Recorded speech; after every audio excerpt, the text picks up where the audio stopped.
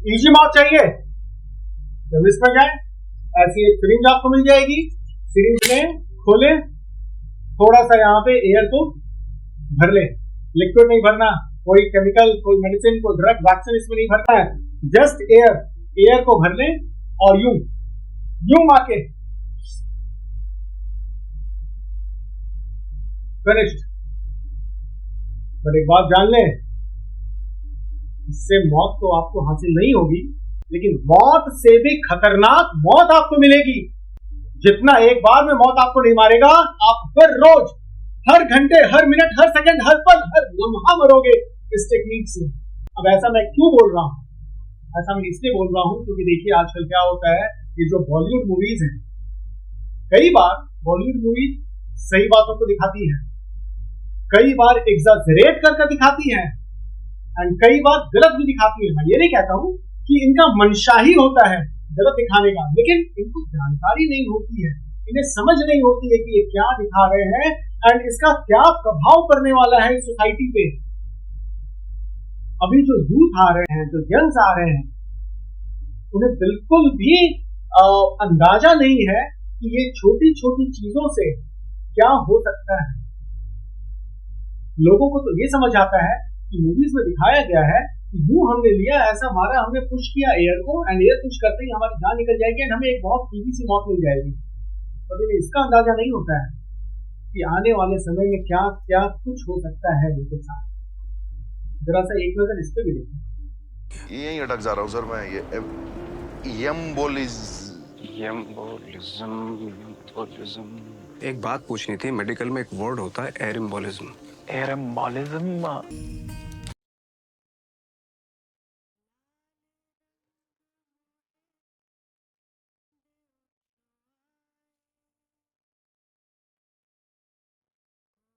तो आज इस वीडियो में बात करने जा रहा हूं मैं एयर एम्बोलिज्म की।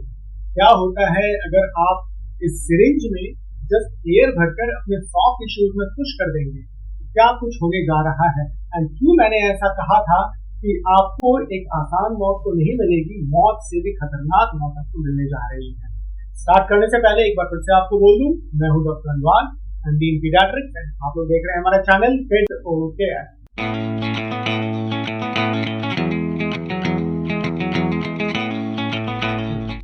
जब कभी भी आप एयर बबल्स पुश करते हैं अपने सॉफ्ट टिश्यूज में, तो जहां आपने इसे पुश किया है वहां पे साइंस ऑफ इन्फ्लेमेशन मिलता है।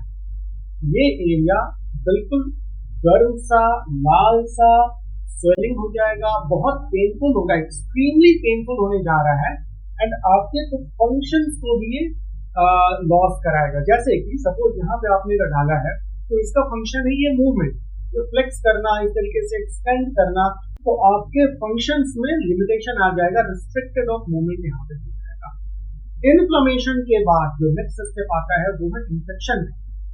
इन्फेक्शन का खतरा बहुत ज्यादा रहता है, और अगर इन्फेक्शन हो गया तो सुपरफिशियल लेयर ऑफ स्किन का इन्फेक्शन होगा, तो वो सेल्यूलाइटिस कहलाएगा एंड रैपिडली प्रोग्रेस करता है। स्टार्ट तो यहाँ से होगा, लेकिन ये तुरंत से प्रोग्रेस कर जाएगा, थोड़ी नीचे फोरआर्म की तरफ, थोड़ा सा ऊपर आर्म की ओर, थोड़ा अंदर। अगर और सॉफ्ट टिश्यूज की बात करें, वहां पे पस, एब्सेस, मवाद भी जम सकता है, और अगर एक बार एब्सेस हो गया, पस हो गया, तो आप समझ लें ये एरिया बहुत ही एक्सट्रीमली पेनफुल हो जाएगा एंड यहाँ पे मूवमेंट आपका ऑलमोस्ट निल हो जाएगा। ये इतना पेनफुल होता है।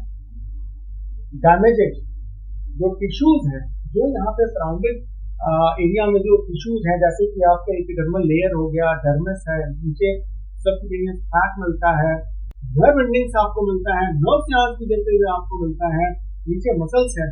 तो हर वो जहां पे इन्फ्लेमेशन हुआ है, जहां पे इन्फेक्शन हुआ है, वो एरिया आपका धीरे धीरे डैमेज होना शुरू हो जाएगा, जिसे हम लोग टिश्यू नेक्रोसिस कहते हैं।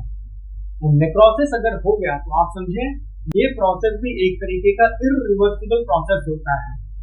नर्व डैमेज हो सकता है, जो नर्व यहाँ से गुजर रहा है। फॉर एग्जाम्पल हम लोग बात करें, अगर अल्नर साइड की लोग बात करें तो अल्नर नर्व यहाँ से गुजरता है, सामने से मीडियन नर्व गुजर रहा है, साइड से मीडियन नर्व गुजर रहा है। तो जिस नर्व का कॉम्प्रेशन होगा या जो नर्व इसमें डैमेज हो जाएगा, उसके अकॉर्डिंग जो फंक्शंस आपका था, जहां पे नर्व्स आपके मस्कुलेचर को सप्लाई कर रहा होता है वो मसल्स आपका इनएक्टिव हो जाएगा, एट्रोफिक हो जाएगा एंड आप फंक्शन नहीं कर पाओगे जो आपका नेचुरल नॉर्मल फंक्शन है। ये सारी बातें तो बहुत छोटी सी थी कि अगर आपने एयर बबल्स पुश किया है अपने सॉफ्ट टिश्यूज में तो क्या होगा। इसके बाद कंपार्टमेंट सिंड्रोम, अगर एयर बबल्स का मात्रा अगर ये ज्यादा है एंड एक कंपार्टमेंट को अगर इसमें इन्वॉल्व कर लिया, क्योंकि होता क्या है एक जो पार्शियल शीथ होता है इस पाशा के अंदर ही आप देखोगे तो सारे स्ट्रक्चर्स होते हैं, मसल्स का अटैचमेंट रहता है, नर्व्स रहता है, आर्टरीज है, वेन्स है, एवरीथिंग एंड ये कंपार्टमेंट बिल्कुल क्लोज कंपार्टमेंट होता है। अगर यहाँ पे एयर बबल्स आपने डाल दिया और ये कंपार्टमेंट अगर आपको एक्सपैंड करने लगा तो आपके पास जगह नहीं है एक्सपेंशन के लिए और इस पॉइंट पे ये इतना पेनफुल हो जाता है, एक्सट्रीमली पेनफुल हो जाता है। कई बार तो आपको लगता है कि ये हाथ ही क्यों है मेरे साथ मेरे बॉडी में, काश ये हाथ ना होता मेरा यहाँ पे। इतना पेनफुल हो जाता है ये कंडीशन। तभी मैंने आपको कहा था कि ये जो एयर बबल्स है, एयर बबल्स को आपने सॉफ्ट टिश्यू में डाल दिया है वो आपके लिए एक एक पल एक एक लम्हा आपका गुजारना मुश्किल हो जाएगा। लेकिन यहाँ भी इस पॉइंट पे कुछ लोगों का ये कहना है कि हमने बहुत प्रिसाइजली एयर बबल्स को अपने आर्टरी में या वेन में डाला था। आप देख सकते हैं यहाँ पे वेनस स्ट्रक्चर जो वेन्स जा रहा है यहाँ पे, तो कुछ लोग बोलेंगे कि हमने बिल्कुल वेल डिरेक्टेड मतलब डायरेक्शन के साथ हमने डाला था ताकि ये केवल एंड केवल वेन में एंटर करे। तो आप ये समझ लें कि अगर ये एयर बबल्स इस वेन में चला गया तो क्या होगा। उनको तो लग रहा है कि इस वेन में एयर बबल जाएगा तो भी इजी से इन्हें एक मुक्ति मिल जाएगी, शांति मिल जाएगी। लेकिन अब यहाँ भी गौर करें, अगर बहुत थोड़ा सा बबल्स है 0.1 ml है या 0.2 ml अगर वॉल्यूम की बात करें तो कुछ नहीं होगा, कुछ भी नहीं होने जा रहा है। लेकिन जैसे ये वॉल्यूम बढ़ेगा, वॉल्यूम से बढ़ते ही एयर एम्बोलिज्म करवाएगा।